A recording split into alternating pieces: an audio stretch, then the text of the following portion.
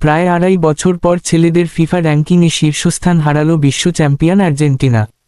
আজ ফুটবলের নিয়ন্ত্রক সংস্থা কর্তৃক হালনাগাদ করা র্যাঙ্কিংয়ে 2 ধাপ পিছিয়ে 3 নম্বরে নেমে গেছে লিওনেল মেসির দল।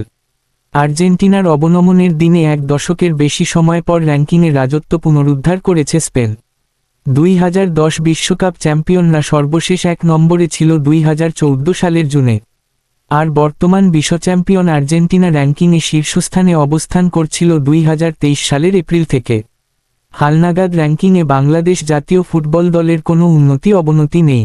আগের মতো 184 নম্বরে আছে লাল সবুজের প্রতিনিধিরা। এবারের র্যাঙ্কিংয়ের আগে বাংলাদেশ ম্যাচ খেলেছে একটি। নেপালের বিপক্ষে প্রীতি ম্যাচটি শেষ হয়েছে গোলশূন্য সমতায়। এই ম্যাচ শেষে বাংলাদেশ 0.23 পয়েন্ট বেড়েছে। বাংলাদেশের বর্তমান পয়েন্ট 899.24। র্যাঙ্কিংয়ের ওপরের দিকে বড় পরিবর্তনের কারণ বিশ্বকাপ বাছাইপর্বের সর্বশেষ ম্যাচে আর্জেন্টিনার হার। সেপ্টেম্বরে আর্জেন্টিনা ভেনেজুয়েলার বিপক্ষে 3-0 গোলে জিতলেও ইকুয়েডরের কাছে 1-0 গোলে হেরেছে। একই সময়ে স্পেন বিশ্বকাপ বাছাইয়ের ম্যাচে বুলগেরিয়াকে 3-0 আর তুরস্ককে 6-0 গোলে হারিয়েছে। শীর্ষে ওঠা স্পেনের পয়েন্ট 8.28 বেড়ে মোট পয়েন্ট দাঁড়িয়েছে 1885.37। বিপরীতে আর্জেন্টিনার পয়েন্ট 1885 থেকে 15 কমে 1870 হয়ে গেছে। শুধু স্পেনই নয়, আর্জেন্টিনাকে টপকে গেছে ফ্রান্সও।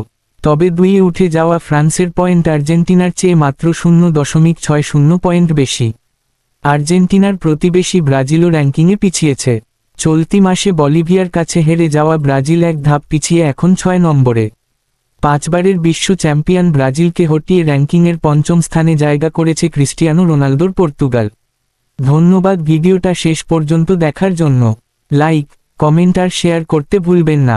সাবস্ক্রাইব করে আমাদের সাথে থাকুন। কেমন লাগলো জানাবেন নিচে। আগামী ভিডিওতে আবার দেখা হবে ইনশাআল্লাহ।